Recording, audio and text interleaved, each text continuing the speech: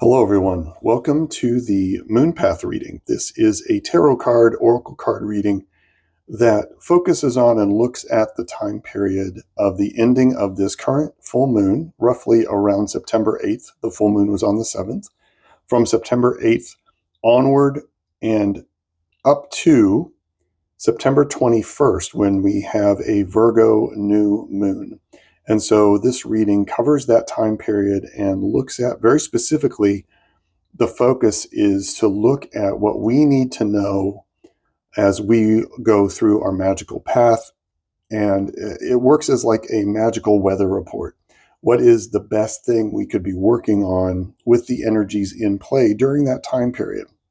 And when I say what do we need to work on, this could be spell work, manifestation work, prayer work, dream work, anything that we are called to do that helps us connect to spirit, that counts. And so it'll give us an idea of what we may want to look at, what we want to be aware of, and how we may want to plan out our magical journey and our magical work over this period from September 8th to September 21st. Okay? Today we are using the Wildwood Tarot. This tarot is modified. I've trimmed the edges off. And here's a few of the cards for you to kind of get the vibe. So I will shuffle these as we focus in and think about our time period. This is coming after a fairly powerful full moon and a eclipse on the 7th. And I don't really feel like the energies were still around on the 8th when I'm filming this video. So I believe this reading will take effect somewhere near the end of the 8th onward, all the way through September 21st, maybe even into September 22nd. The moon phases, the new moon and full moon, seem to be a 3-day event. So I take that into consideration as well when I plan these out. Also of note is that on September 22nd, the day after the new moon, we will kick off the equinox, the fall equinox, which marks our halfway point and lets us know that winter solstice is not too far away. The other thing of note for this new moon is that we're going to have a partial solar eclipse. I believe that takes place in New Zealand, so be aware of that. We will be having, it is eclipse season, so be aware. So we're looking at the magical weather. What do we need to know from roughly September 8th through September 21st? There's one. I like that. I'm also going to pull, so I'm going to take that one, and then we're going to pull, take that as a sign that I'm good with shuffling. We're just kind of spread these out a little bit. I'm going to use a pendulum. Set that right there. And let's take this one. My opalite pendulum that I use for all the moon phase readings. Just give us an idea of what we need to know from non-biased universal source. What do we need to know as we move out of this incredibly powerful full moon and towards the new moon on September 21st? Let's put in here. Oh, knocking things around.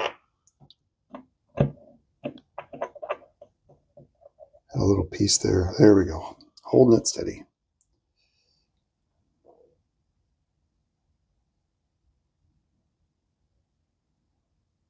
All right.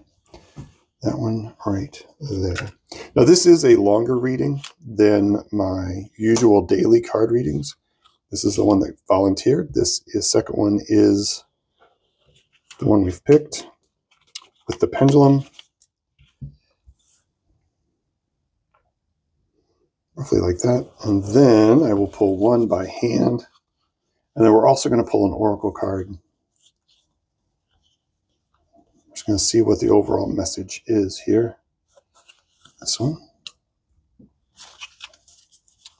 Let's take a look at the initial read. This is the volunteer.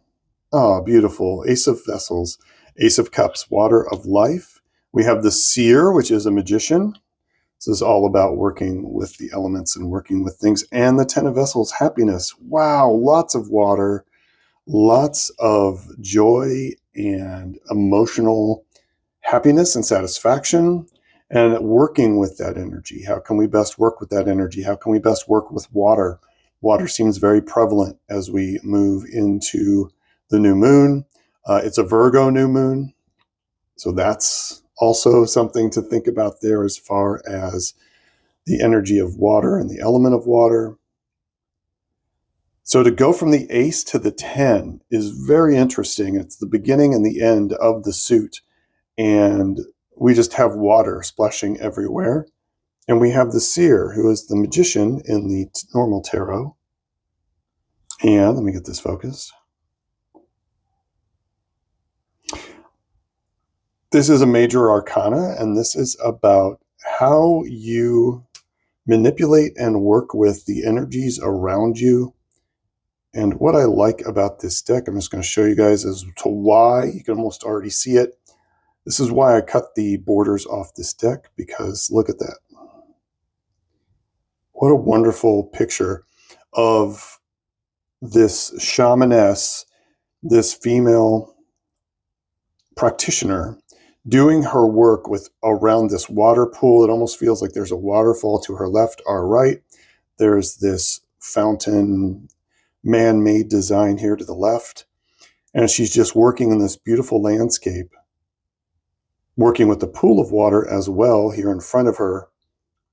So maybe some seer work, S-E-E-R, some seer work today, not today, over the moon phase. Really looking at maybe some black mirror work, some scrying, basically, might be called for. I'm getting a sense of just a lot of emotional peace and satisfaction and being really in touch with your emotions during this time period as we kind of come out of that full moon activity, which was really, really active, and allow us to settle down and really settle down into this water energy and being fluid and flexible and understanding and caring and compassionate and intuition off the charts. That's the other thing I'm getting is not only will the intuition be off the charts, but you will be able to work with it very adeptly. You'll be able to juggle that information and work with that information. Usually the seer or the magician has the 4 elements in front of them, and it shows that they are a master of the 4 elements. They can use a little bit of earth, a little bit of fire, a little bit of water, and they can create a little bit of air, and they can create things in different combinations. Here, it really does seem like she is working extensively with water. I like the way the cloak blends down into the deer or into the stag. And it almost feels like this transformation, shape-shifting process that's going on with this connection to water and happiness. What brings you joy? What brings you the most joy, and how can you take that and really elevate it more to where you're able to do that every day and you can really tap into that? Because that's what makes a connection. That's flow, right? The flow state, ecstasy state, flow state of being fluid, and just time becomes just something that you don't mark and you're working on something. And that's kind of the vibe I'm getting, is just letting yourself fall into whatever magical practice brings you the most joy right now for the next few weeks, and really lean into it and let communication happen. I'm hearing a lot about that. Intuition again is coming up, and listening to the vibes and the feelings that come out, because this is water. This is a lot of emotion. Wow. What a great period of time to take time to work on a particular magical practice that brings you the most joy possible. So whatever that is that pops in your head as I've said that, look at that. Really think about it, and think about how you could really work on it more, and let yourself dive into it. Let other things fall away and dive into this thing that you love. And of course, there's also, with the Wildwood Tarot, there's this sense of nature connection. So anytime you can get out in nature, it's going to be fantastic. And of note, the numbers here equal 13. 13 for me is a very special number. It's the number of the goddess. And yep, 10, 11, 12, and 1 is the ace. So 13. You could reduce the 13 down to 4, which is stability, which is being in this stable place of calmness and happiness and serenity. So this is a really good time to get some work done, is what I'm thinking. You'll know the focus because of what I have said about what brings you the most joy. That's kind of what you need to dial into, and the rest will flow. I'm also hearing merriment, laughing, splashing. I'm hearing the waters here. I'm just getting a sense of not really fizziness, but of playfulness. And yeah, really finding that thing that brings you the most joy and really using it to craft something that you want to bring forward.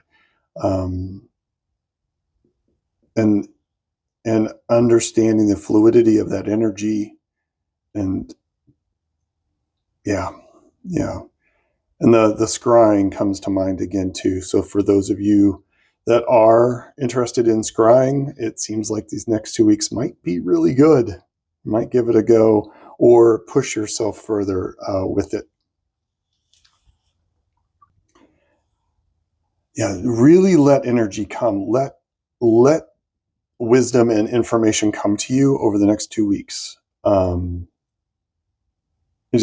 get this sense that she's sitting there and really listening to the water around her, and this entire vibe of a nature connection, and a sense almost also of peace, like peace and merriment. How cool is that? All right. I can't really say enough about the energy off of this. This is really cool. Whereas the full moon moon path reading that we had was so energy packed, like zippy and fast and be in control, this is much more relaxed and just smiling and enjoying that connection to the thing you love and letting that magic come through and watching it unfold from beginning to end, from ace to 10. I love it. Let's pull. This is the Archetypes, the Wild Unknown Archetypes deck by Kim Kranz. And I saved this one for special occasions like the Moon Path reading. So we're going to pull an archetype here that might help us, give us a little more information. We've gotten quite a bit as far as the vibe and the magical weather. I think we're in a good space. It's in here. These cards, I've not used them very much because I keep them for special things, and so they're not very broken in. Nope. Okay, it's one of these. Oh, it's this one right here. And the archetype is, oh, interesting, the flame.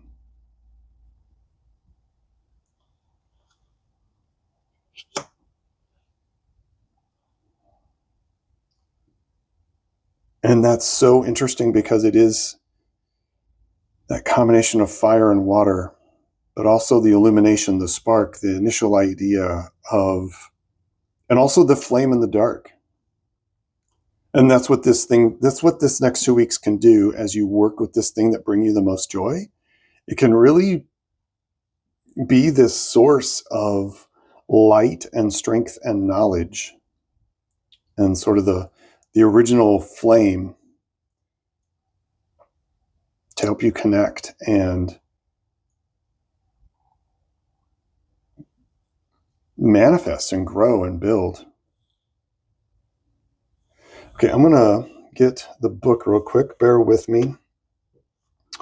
I've found sometimes that it does a very good job of, I just have to find it. Let's see if I can find it real quick. Bear with me. Here we go. Flame.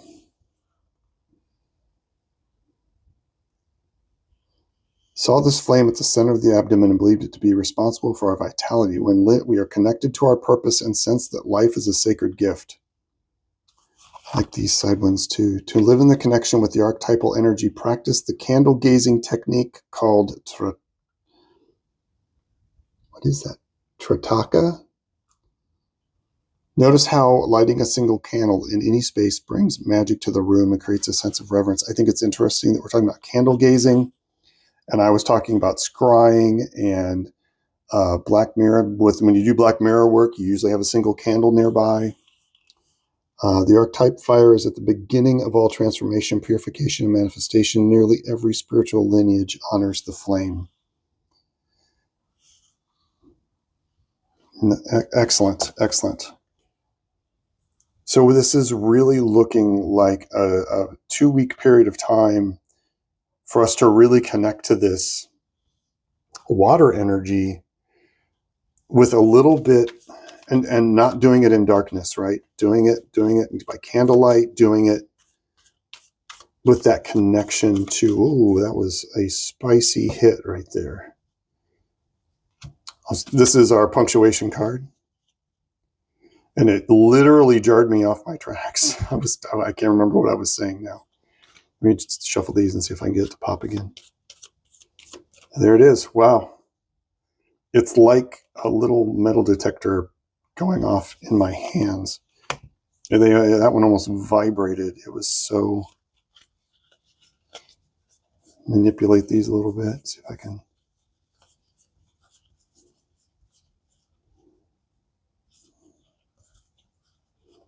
That one. Okay, so let's see what the punctuation is here. Great teacher, learn from spiritual experiences. So, again, gang, get involved with water energy over the next 2 weeks. I think scrying is going to be called for here. You have a chance to learn a lot in the next 2 weeks. You have a chance to learn about connection, about energy, and about the flowing and power of water. Yeah, wow. Let me see if I can see anything else here. Yeah, this is about manifesting joy for yourself, and by connecting to that thing that you love and manifesting joy in your life. How can you do that? How can you bring it forward? How can you learn from your past spiritual experiences and really bring it even more so, doubling down almost into this energy of working with whatever skill set you have, really diving more into it. Also feels like there might be a mentor involved with this great teacher card. Somebody you can connect to, or somebody that you might connect to for the first time, since you're going to be maybe doing new things that you've not done with this particular skill set. Look for that.